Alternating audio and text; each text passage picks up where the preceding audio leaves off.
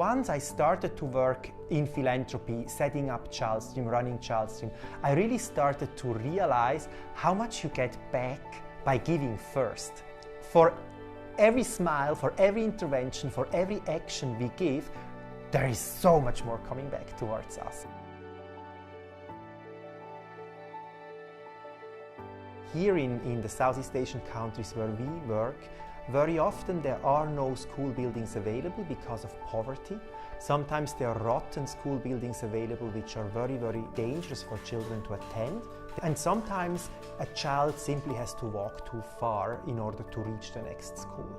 So one of our main interventions in basic education is really to make sure that facilities, so brick and mortar buildings, are here as school buildings and as boarding houses so that children get access to education. I have a bed and I don't have to buy my own desk. I would have to walk 2 hours to get to school. I can now stay and learn. I want to be a teacher and teach music and art.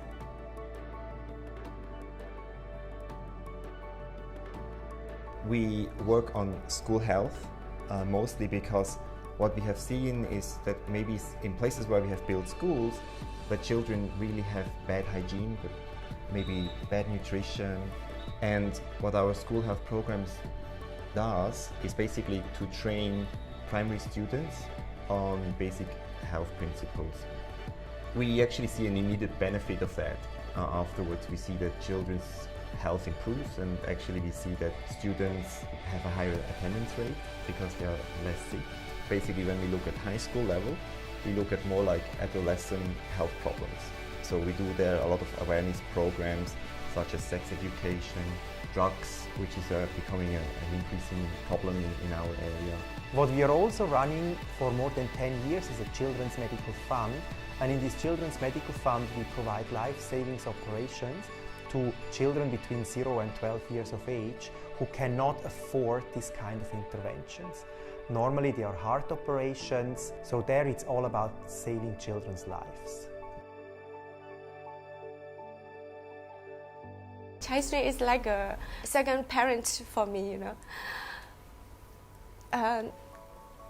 Because if I didn't get a scholarship, I would not have this level of education, you know, and I will be still working as a migrant worker.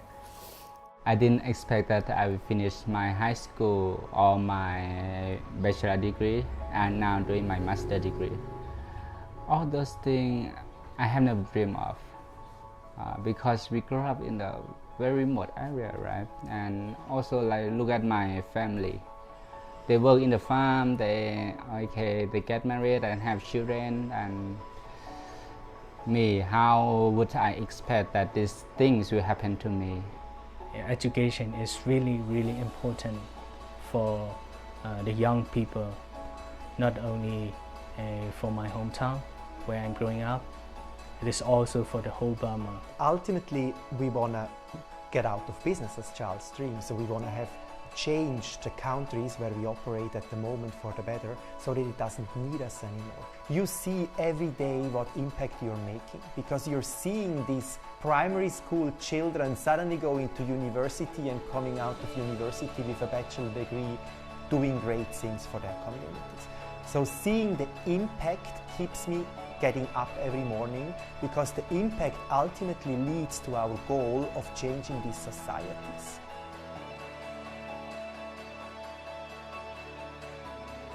I know with literally everything I'm doing, whether it's writing an email, whether it's driving a car, whether it's having a meeting, literally with every effort I make, I know it serves one benefit. And this is basically to help the children here in these countries. And if you know that, and if you know that actually your organization is so efficient that you actually know that every minute also makes a difference, you just don't feel tired, because you feel actually, you get energized through your own work. One thing I want to say, I will never give up. Don't stop.